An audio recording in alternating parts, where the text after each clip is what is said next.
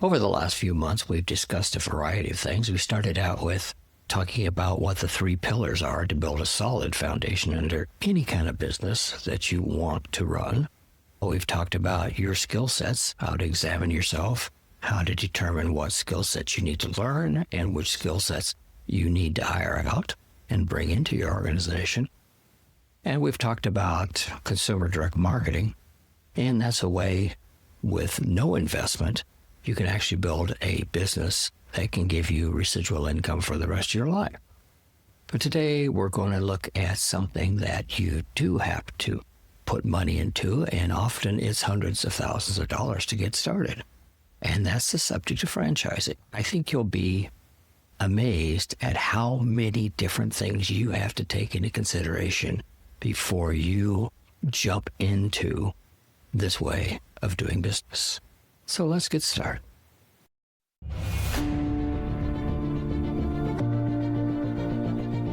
You are listening to the Mastering Business Basics podcast, where we discuss how to build a solid foundation under your small business to improve your chances of success. And now, here is your host, Roger Pearson.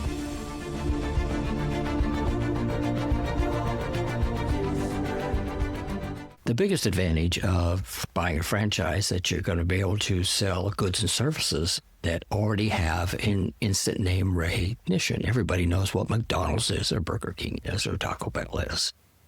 And so you have that recognition coming up front.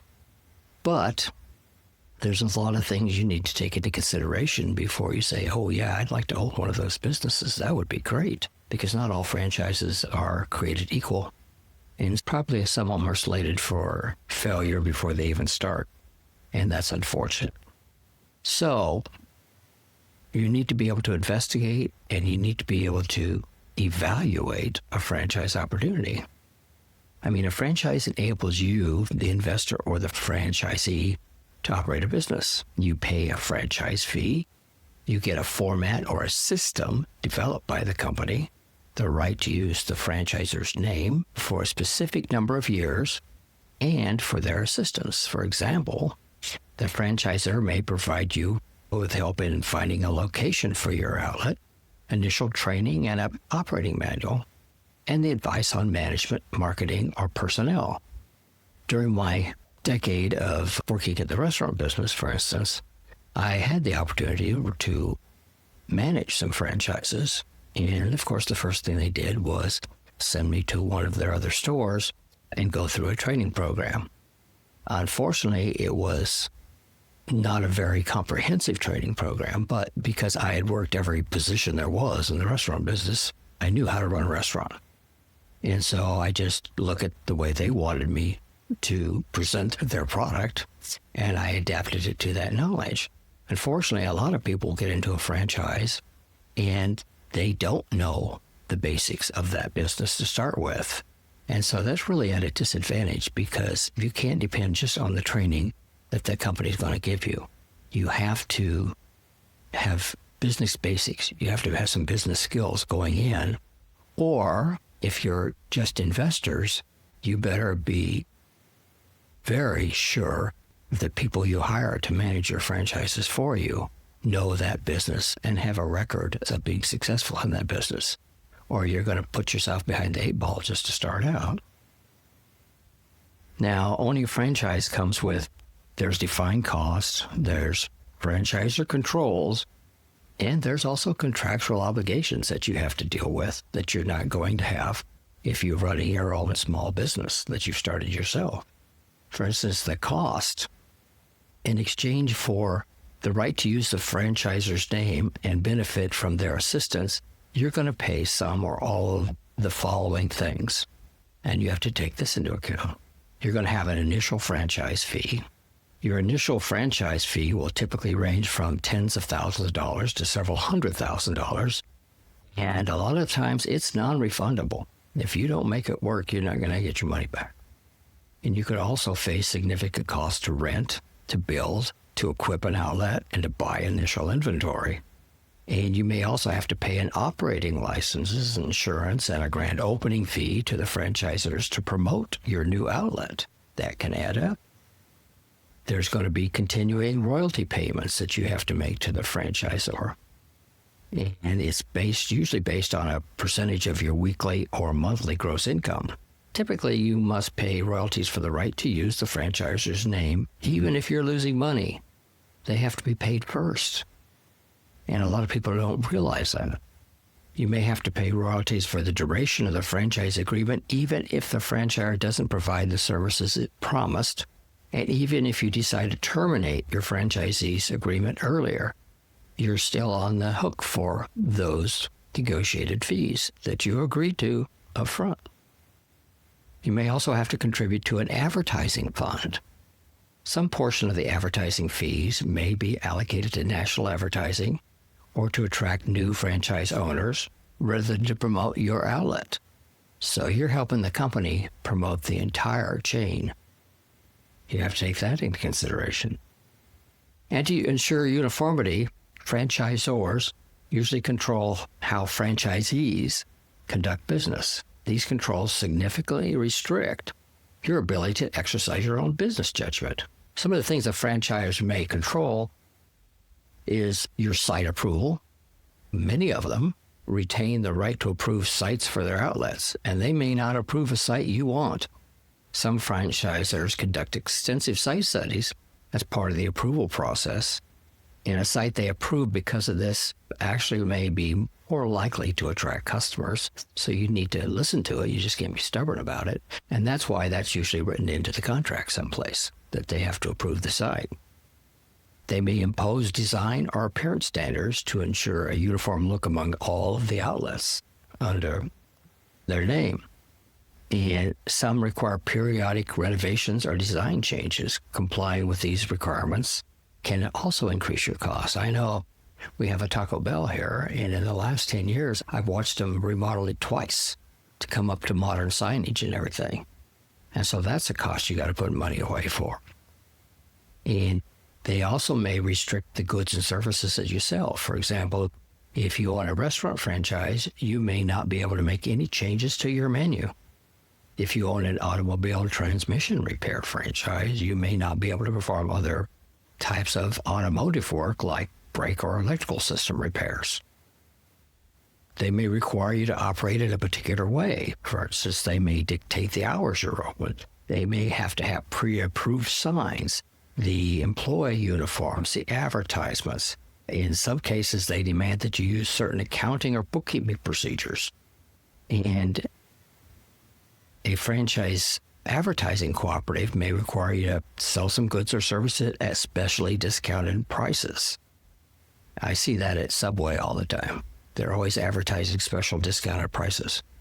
And you got to do them. That can affect your profits. Or they may require you to buy supplies from their approved supplier, even if it's more expensive than what you could get elsewhere. It doesn't seem fair, does it? But some of them require that. They may limit your business to a specific location or sales territory. That's one of the most common ones. If you have an exclusive or protected territory, it may prevent the franchisor or the other franchisees from operating competing outlets or serving customers in your territory. So in some ways, that helps protect you. But it may not protect you from all the competition by the franchisor. For example, the franchisor may have the right to offer the same goods or services in your sales area through its own websites, catalogs, or other retailers or competing outlets of a different company-owned franchise. Because you have a company-owned franchises like KFC and Taco Bell are the same company, or Carrabba's Bonefish Grill and Outback are the same companies. I've seen a lot of times that they'll put Carrabba's right next door to an Outback. And if they're both owned by the same franchisees, that would be okay. But what if they're owned by different ones? So you've got competition for the same company right next door to you. You know, these are things you have to look at if you're going into franchising. Now, the franchise contracts only last a number of years. And it's always stated in the contract. And you can lose the right to your franchise if you don't comply with the contract. You won't have a right to renew unless the franchisor gives you that right. I know I've worked with H&R Block for the almost a quarter century now. And the first few years, I was actually working for a franchise of theirs. And when the time came up for renewal, the company just decided not to renew them. And of course, they're not going to tell you the reasons, but they found a way that they just, no, we're not going to renew them. And the company took over all of the outlets and made them into company stores. And the franchisee was out. I'm sure they got a severance or something for it, but of course they don't publish that stuff. But that can happen. That can absolutely happen. They can come in and take over. That's something you have to watch out for. Can into your franchise agreement for a variety of reasons, including your failure to pay royalties or abide by performance standards or sales restrictions. They'll find a way if they really want to do it. I mean, they usually give you a chance to cure an occasional failure to comply, like making one late payment, but they still keep the right to terminate your franchise for other failures. So, I mean, you've really got to toe the line, and you've got to understand your obligations if you're going to get into this line of work. And the franchise agreements actually can run as long as 20 years. They're not automatic, like I said, and at the end of the contract term, they may decline to renew or may offer a renewal that doesn't have the same terms and conditions as your original contract. For example, a franchisor may raise the royalty payments. They may impose new design standards and sales restrictions and reduce your territory. Any of these changes may result in higher costs to you, reducing your profits, and provide more competition from company-owned outlets or other franchisees. So those are the things you have to take into consideration. So the question is a franchise right for you? Now, before we invest in a particular franchise system, you have to think about how much money you have to invest, your skills, and your goals. And you have to be brutally honest with yourself, because we're talking about hundreds of thousands of dollars here. That's a lot of money. So as far as your investment goes, you got to ask yourself some of these questions. How much money do you have to invest? How much money can you afford to lose? Are you purchasing the franchise alone or with partners? Do you need financing? Where will you get it? What's your credit rating and your credit score? Do you have savings or additional income to live on until your franchise opens and you hope becomes profitable? They actually recommend that you have at least 2 years worth of living expenses put away, just in case that your franchise has problems. You're not worrying about paying the bills or paying the rent or paying the mortgage. You have to look at your abilities. Does your franchise require technical experience or special training or education? For example, auto repair, home and office decorating, or tax preparation. What skills can you bring to the business? What experience do you have as a business owner or manager? You need to have these things. These are some of the things I try to teach people to prepare them for opportunities like this. And what is your reason for buying a particular franchise? Okay. Do you have a specific minimum annual income that you need to make? You've got to look at that. Do you want to work in a particular field? Or are you interested in retail sales or performing a service? How many hours can you work? But more importantly, how many hours are you willing to work? Do you intend to operate a business yourself or hire a manager? That's a biggie.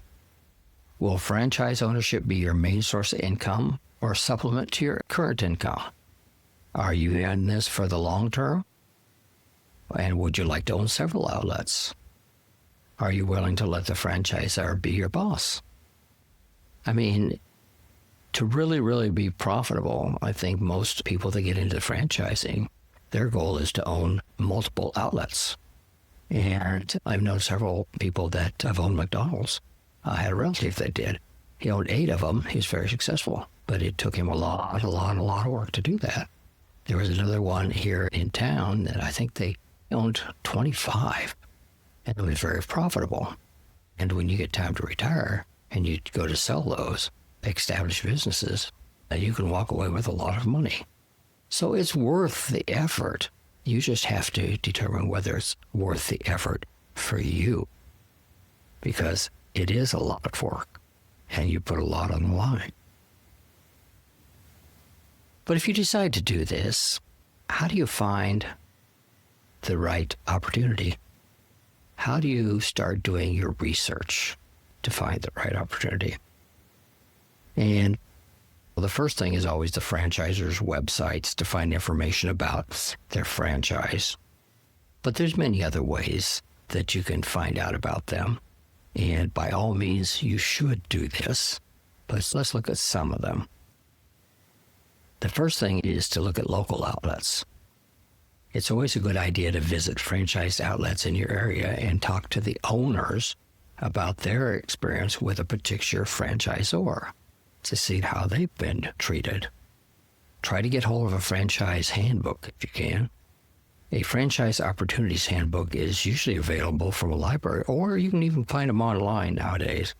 And it's going to list available franchises by type of business and provide basic information about each franchise.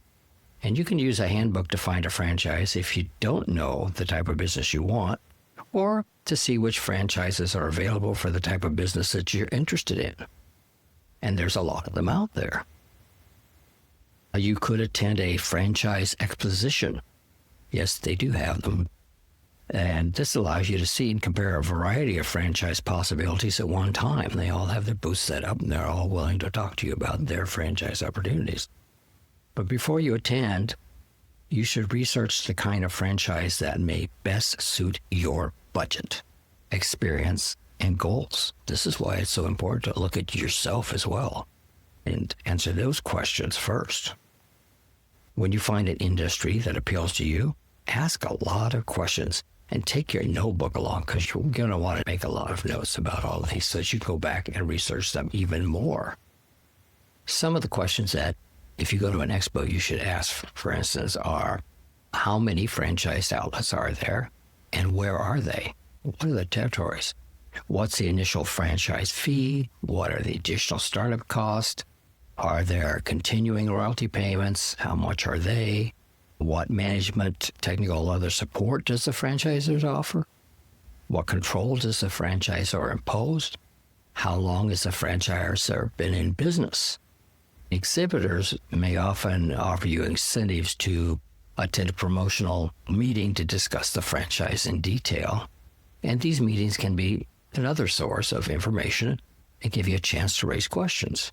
But they may also expose you to high-pressure sales tactics.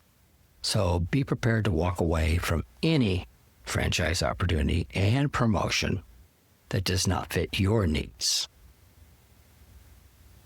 They also have franchise brokers. They sometimes call themselves like business coaches, advisors, referral sources, or sales consultants. And they often advertise on the internet in business magazines offering to help you select among various franchise options. Typically, a broker, just like somebody trying to sell you a house, this broker's trying to sell you a business. They review the amount of money that you have to invest, and then they direct you to opportunities that match your interest and your resources. A broker may also help you finish applications and paperwork to complete the sale.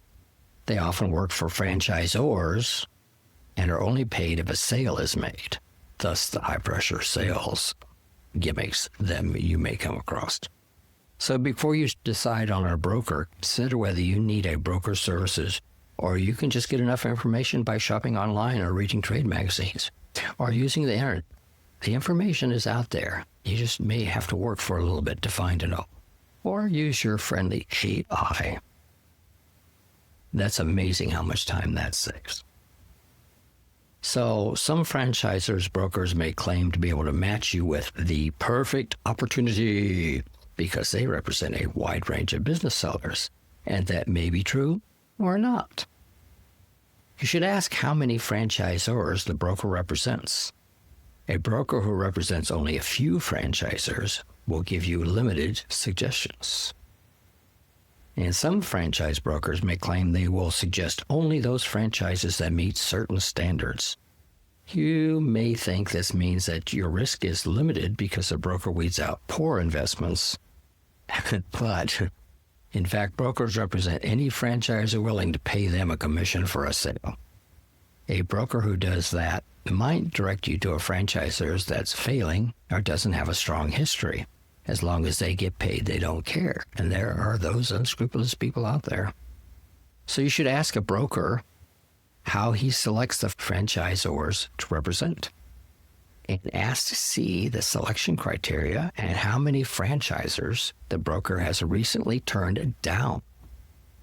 These are some interesting questions, and the answers you get for these type of questions is going to determine whether you want to do business with that person or not. Now, some brokers earn a flat fee regardless of the price of the franchise they sell. Others earn a commission based on the cost of the franchise. And these brokers may steer you towards a more costly franchise to just increase their commission. And who pays the broker and how the payment's calculated? I mean, you should find out whether the broker earns a commission based on the cost of the franchise. If he or she does, consider whether the broker is suggesting a higher price franchise in order to earn a larger commission. And to convince you to buy a particular franchise, a broker may talk about how much money you can make. Well, his claims may be true or not true, and they could be misleading. For example, the figures may be based on earnings in an area where there's a high demand for the franchise's goods and services, or the claim may be based on outdated industry data. In some instances, earnings claims may use gross sales figures. When you consider likely expenses, you may find the actual earnings to be far less. And because earnings representations may be misleading, franchisors usually don't allow their sales representatives to make claims about sales, income, or profits unless the claims are included in the franchise disclosures that the franchisor must give you. Brokers are interesting, but you should only view them as fact-finding missions, not as ways to make a decision. Now, purchasing a franchise is just like any other investment. It comes with risk. Buying stock on the stock market comes with risk. You're making an investment in a business. So let's talk about some of the things that you have to consider if you're going to go into the franchise world. For instance, demand. I mean, is there demand for the franchise's products or services in your community? Is it a seasonal product or is it year-round? Could you be dealing with a fad? I don't know if any of you remember pet rocks or hula hoops, but they were around. They were very, very popular, and suddenly they just faded away. You don't want to franchise it, does it? Does the product or service generate repeat business? And that's where the money is, repeat business. You don't want to sell something that somebody only needs every 10 years. That would not be good. Is the franchisor's name so well known that it's going to bring in customers, or will you have to create a market for a franchise? You know, I see a lot of franchises coming into the area here, and they started out in North Carolina, they started out in Texas, and they have great name recognition there, but they have none here yet. And so you got to help build that. That could be a detriment to your goals of creating a successful franchise. You're going to have to help build that reputation. You have to look at the competition. What's the level of competition nationally, regionally, or locally? I mean, how many franchise and company-owned outlets are in your area? Does the franchise sell products or services that are easily available online or through a catalog? Nowadays, that's a death toll. Look at what happened to Bed Bath & Beyond. People just went online instead of going into the store, and they're no longer around. How many competing companies, including competing franchises, selling similar products or services at a similar price? There's a lot of burger choice. Some are going to make it, some won't. And are these companies well established or widely recognized in your community? That goes back to name recognition, whether you have to build it or whether it's already there, and you just have to maintain it. So that's important. Sometimes franchises just go totally out of business. They just close up shop. Well, what happens if the franchisor just files bankruptcy and goes out of business? What happens to you?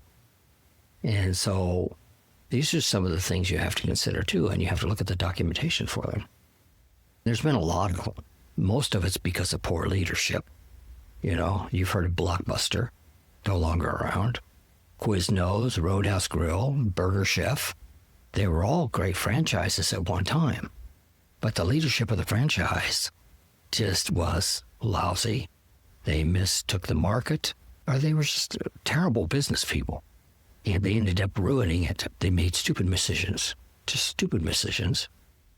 And they went out of business. And then all the franchisees are stuck with stores. Well, what happens now? And you're going to want to find all this information we've talked about in the required disclosure document. And one of the other little things that you have to find out from the required disclosure document is whether the franchisor has a federally registered trademark. I mean, that's one of the first things they should do, because if it doesn't, a company using the same mark in your area could force you to change the name or mark of your outlet at your expense. And that would be a bad thing. And it's also a good idea to check whether consumers or franchisees have filed complaints against the franchisee or franchisor with the regulators, the Better Business Bureaus or local consumer agencies. You should also consider what training and continuing support does the franchisor provide. Does the training measure up to the training provided by other franchisors in the same type of business for workers in that field? So you should compare different franchises of the same industry that you want to go into. Just don't take one that sounds good. You need to actually sit down and compare them. Do your homework. You need to know what backgrounds the current franchisees owners have. And is your education experience or training similar? Another thing you should consider is that most franchises were started out by someone who initially owned their own business, and they became very successful selling goods or services before they decided to franchise it. But there's no guarantee that just because you're a successful entrepreneur running your own business, that you can successfully manage a franchise system. I mean, they're two totally different animals. So you need to find out how long the franchisors has managed a franchise system, and do they have enough expertise to make you feel comfortable? If the franchisor has little experience managing a chain of franchises, take promises about guidance, training, and other support with a proverbial grain of salt, because it's not necessarily going to be true. Another thing I've seen is that a franchise that grows too fast is probably not a good thing. Because if it grows too fast, it may not be able to support that many franchisees with services it promises. So let's say you've narrowed it down to one or two franchises that you believe you would be interested in doing. The next thing you need to do is you need to ask those franchises for something called the Franchise Disclosure Document, or FDD for short. And what it does is it gives you all of the federally mandated information for you to make a decision on whether you want to do business with this franchisor. And it has 21 sections to it, giving you a broad range of information. And usually they can give this to you on paper, they can send you an email, they can send you to a web page. The first section of the FDD gives you information about the franchisor's background. And it tells you how long they've been in business and the likely competition. It lets you know if there's any legal requirements unique to the franchise business, like a requirement to get a special license or permit. And this will help you understand the cost and the risk you will take on if you purchase and operate this franchise. Item 2 gives you business background of the executives of the franchise system and describes their experience. So you should pay attention to their general business backgrounds, their experience in managing a franchise system, and how long they've been with this particular franchisor. You don't want something that the executives are like a round robin. So the third item goes into litigation history. This is one of the most important parts of the entire FDD. because it tells you about prior litigation, whether the franchisors or any of its executive officers have been convicted of felonies involving fraud, violations of franchise law, unfair or deceptive practices law, or they're subject to any state or federal injunctions involving simpler misconduct. You want to make sure that the people running this are good, honest, law-abiding citizens, and that it can also show that franchisees are dissatisfied with its performance. It should also say whether the has sued any of its franchisees during the last year. That may indicate common types of problems in the franchise system that you may not want to deal with. For instance, if a franchisor sued their franchisee for failing to pay royalties, it could be because the franchisees weren't successful or weren't willing to or able to make their royalty payments.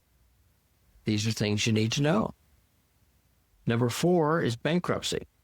And by law, they have to disclose whether the franchisors or its predecessors, any of its affiliates, or any of its executives have ever been involved in a recent bankruptcy.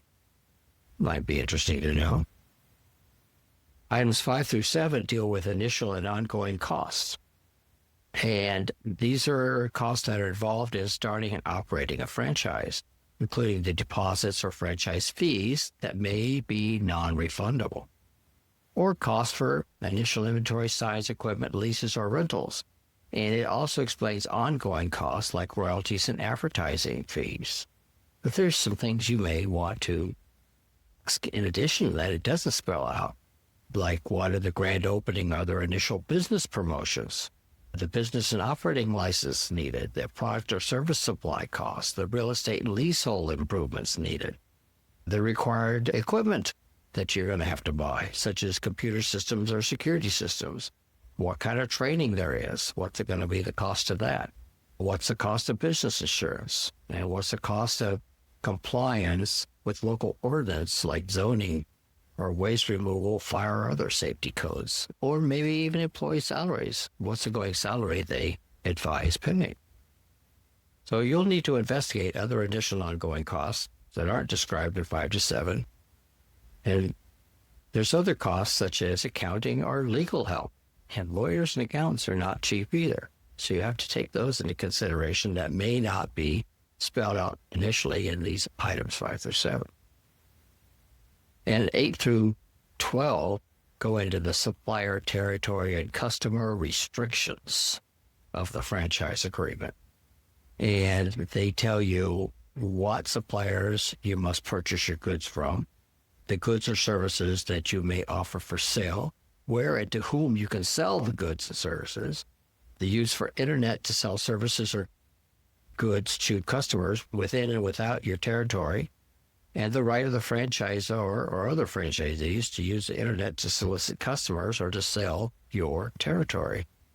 These kind of restrictions may limit your ability to exercise your own business judgment when operating your outlet.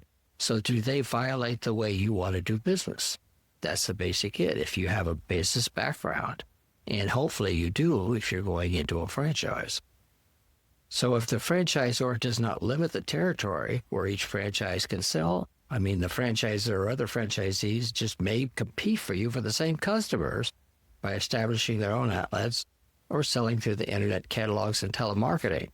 So you need to look at all of this just to say, okay, what's my competition going to be? Or am I going to have any competition if I buy this franchise? Item 11 goes into the franchisor's advertising and training, and it includes important summaries of the franchise system's advertising programs and the initial ongoing training that they're going to provide. It talks about the advertising, what they're going to help provide you to advertise this new business that you're buying into. And you should really ask whether the franchisees have any control over how the advertising dollars are spent. That's kind of important. If all the franchisees and company outlets contribute equally to the advertising fund, and you need to find out if the franchisor gets a commission or rebate when it places ads. And if there's a rebate, who benefits? Do you get any of the rebate? Or does the franchisor just keep all of those nice rebates? And you should really get into the percentage of how they use your advertising funds that you're going to have to pay them. And what percentage goes to administrative costs? What goes to national advertising? Goes to advertising in your area? What percentage goes to selling more franchises? Or what is just miscellaneous expenses? If they're spending the majority of that advertising money you're giving them, and other things other than advertising in your area, then you may want to think twice about this. They're not giving you that much help. So you need to know those things. You need to know about training. You're going to have initial training, but is there ongoing training that you need to know to run a successful franchise? Or is there a continuing program for advertising to help you build your business? So, item 17 is all about renewal, termination, and dispute resolution. First, it states whether you can renew your franchise at the end of the term, and if you can renew, what you must do to qualify for the contract to be renewed, and whether fees and other contract terms may change. It explains what your obligations would be to the franchisor after termination. For instance, after a termination, restrictions in the contract will typically stop you from operating any business that would compete with your prior franchise when they give it to somebody else, if the new business is within a specified distance of your prior outlet. There may be restrictions that prevent you from operating a new business within a specified distance of any other outlets of the franchise. And these restrictions usually last about up to 3 years. And it could also describe what you have to do if you want to sell your franchise to another franchisee. What restrictions does the franchisor have on that? Do they have to approve who you sell it to first? Those are all spelled out there also. Another really important section of the FTD is Section 19. It contains the claims the franchisor chooses to make about the sales or earnings of its franchises, for which there's a reasonable factual basis. Now, the franchise rule doesn't require a franchisor to provide sales or earnings information, but most do because they want to look good to you. But any claims they make about sales, income, or profits must be in item 19. That's where you're going to find them. So no other spoken or written financial performance claim can be made if it doesn't appear in number 19. But there's 2 exceptions, okay? One is if a franchisor may provide the actual records of an existing outlet you're thinking of buying from somebody else. And the second instance is the franchisor may add to the information in item 19. For example, they may provide information about the possible performance at a particular location or under particular circumstances. Get down to the nitty-gritty stuff. That's the only changes they can make there. Item 20 provides charts. I love charts. Showing growth and owner turnover in the franchisor system. Okay? If the charts show more than a few franchised outlets in your area have closed, transferred to new owners, or transferred to the franchisor for company stores, there may be problems with the franchisor support or because the franchises aren't making money. And so that's going to throw up some red flags. So don't skip the charts. You need to read them. Now you should look for also, there's information in this section about current and former franchisees that I think is important. You should look at the required disclosure of contact information for current franchisees and franchisees who have left the system during the last fiscal year. And it's going to give you contact information there so you can go talk to these people. And talking to these people may be the most reliable way to actually verify all the claims the franchisor is making to get you to buy the franchise. And you should visit or phone as many of them as possible, chat about their experiences. Some current franchisees may be reluctant to talk to you if they're having problems. If that's the case, just call somebody else. And some franchises actually give you a separate reference list of franchisees to contact. And To ensure you get the full picture, you may want to contact a number of franchisees listed in the disclosure document and some on the separate list. Now, you want to talk to some franchisees who have been in business just over 1 year, because those are the ones that are in the best position to tell you what their total investment was, whether they were able to open their outlet in a reasonable time, whether they were satisfied with the franchisor's training, opening assistance, or advertising, whether the franchisor provided ongoing help and assistance, whether they've been able to break even. And then you should also talk to some that have been in business at least 5 years. Now, these people, you should ask them how long it took them to break even and earn a reasonable income or recoup their investment. Whether the franchisor is providing the services and assistance it promised and fulfilling its contractual obligations. If there were any problems, if they would invest in another outlet. Whether they're satisfied with the advertising program of the franchisor, and whether they were satisfied with the cost of and quality of goods and services they must buy from the franchisor, its affiliates, or its approved suppliers. It's even worth tracking down former franchisees using the contact information in item 20. Although some of them may have signed confidentiality agreements that prevent them talking to you, prior owners can tell you the problems they had, whether they broke even or made a profit, how long they operated the franchise, and their business background, and then most importantly, why they left the franchisee system. And there's some franchisors that will actually buy back failed outlets and list them as company-owned outlets. So if you're thinking about buying an existing outlet that the franchisor acquired from a prior franchisees, you may ask to see the financials showing the outlet's actual operating expenses. And they must tell you who owned and operated the outlet for the last 5 years. That's the law. If it's a franchise that has had several owners in a short time, well, perhaps that location isn't profitable or the franchisor hasn't supported the outlet as promised.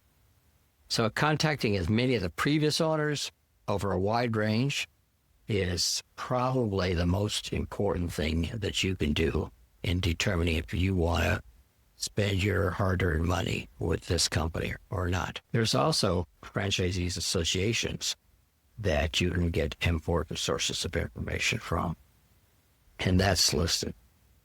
The last item, item 21, is all about financial statements. And they got to provide you with the 3 most recent audited annual financial statements. And if you're not good at reading annual financial statements, and most business people are not, to tell you the truth, you may want to hire an accountant to help you go through that and explain what it all means. So they can help you understand things like what the growth was, if it has a growth plan, if it makes more of its income from royalty payments from successfully existing franchises, or make more money just by selling franchises. And if they devote enough funds to support its franchise system. And in all this documentation, there's a couple things you really need to, I think, pay attention to. First of all, if they're listing net profits on there, they don't have access to the franchisee's net profits. They don't have data about the company-owned store's net profits. And so that's not a good metric for you to go by, because, I mean, the company-owned outlets, they may have lower cost because they can buy equipment, inventory, or other items in large quantities at lower prices, or they may own instead of lease their property. And leasing properties, very expensive in this day and age. And earnings may vary with the geography where it's at. If a franchisor provides franchisee sales and income figures, well, you need to see the supporting data where the franchises were. Where's that data coming from? And the FDD should state whether there are geographic differences between the franchisees whose earnings are reported or your likely location. And you have to keep in mind that franchisees have different skill sets and educational backgrounds. The success of some franchisees doesn't guarantee success for all. The bigger the business background coming into a franchise, the better your chances are for success. I don't believe that a franchise is for somebody that hasn't run another business first and seen the problems that it entails. Now, after reading all that information and trying to decipher all that information and talking to accountants, whoever you need to talk to understand, make sure you understand it, the one thing that you're still going to want to know is, what are the potential earnings out of all this work and all this investment I'm going to make? What are the potential earnings? And a franchisor isn't required to disclose information about potential earnings or sales. But if it does, the law requires it to have a reasonable basis for the claim. It's made and includes the claim in item 19 of the FDD. Now, if it makes a claim that has a reasonable basis, they also must disclose the source and limitations of data that support the claim on any important assumption on which the claim is based. So you have to be sure to ask the franchisors for written substantiation that supports the claim. I mean, they're required to provide it if you ask. They may not give it up. But if you ask, by law, they're required to give you the substantiation to back up what they're claiming.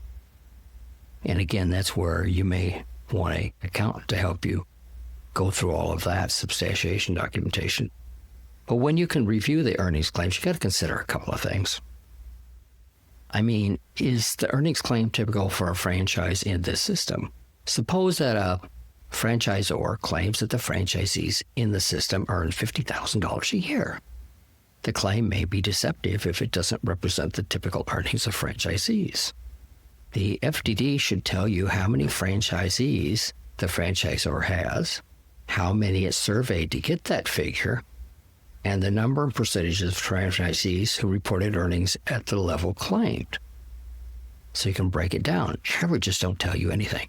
You could have a half a dozen really, really good franchises and a half a dozen really, really bad ones, but when you average them out, it sounds pretty good in the middle.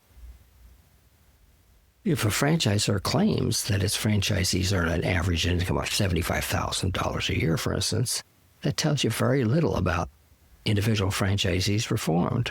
I mean, using an average figure may make a franchise system look more successful than it really is, because the high incomes of just a few very successful franchises can inflate the averages of all of them. So it doesn't tell you anything. It really doesn't. And if they're telling you gross sales, well, that doesn't really tell you much either. I mean, they don't tell you what the actual cost of profits are. So gross sales is nothing. I mean, if your expenses are equal to your gross sales, you haven't made any money. So what good is that figure either? The earnings also may be based on geography. I mean, if a franchisor provides sales and income figures, you should ask if any supporting data came from franchises in your area. And the FDD should state whether those are geographic difference between the franchisees whose earnings are reported and your location. You have to look at that. So all these figures can be so deceptive unless you really look at them the right way. And you have to keep in mind that franchisees have different skill sets and educational backgrounds. And the success of some of them doesn't mean the success for all. It depends how much of a business background they come into the franchise with, and whether they know how to hire the right people or not. There's a great difference in that also. So before you sign that finance agreement, realize that the disclosures could change between the time you receive the first FDD and the time that you're ready to sign the finance agreement, because you're doing a lot of research in the meantime. And so they may have updated that FDD each calendar quarter, and they have to update it at least yearly. So you have the right to ask for a copy of the latest FDD information before you sign it, and go through it and see if it's substantially changed from the prior one that you started out this whole process with. before you sign your name on the dotted line. That's the law. They may have had changes in their management and their training systems. Who knows? But you need to know what kind of changes they made that may affect you, that you weren't really originally aware of when you started this whole process of evaluation. Now, I realize this was a whole lot of information, and I've gone a little longer than normal probably, but there's a lot to consider. I mean, you're giving away hundreds of thousands of dollars to somebody, and by the time you build the buildings and buy all the equipment and hire all the people and pay for the advertising, pay for all the fees, it's a big investment.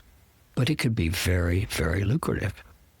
And it could make you a lot of money in the long run, especially if you get multiple outlets. But you got to make money on the first one before you're going to have the money to buy the second and the third and the fourth one, to really set yourself up for life. So I hope this helped. If you have any questions, you may contact me if you'd like. All this information is going to be in the show notes, and it's also out at my website under the classes there. I have a class on all of this stuff, and you can read through it, and you may want to read it more than once because there's a lot of information here. But if you're thinking of franchising, good for you. Franchise isn't right for me. I prefer consumer direct marketing and helping people that don't have the money to invest change their lives for the better. So until next time.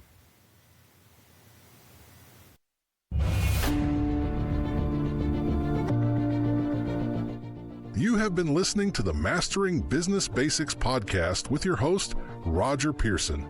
For more information about all of the business education options that are available, we invite you to visit seagulltechnologies.com and continue your journey.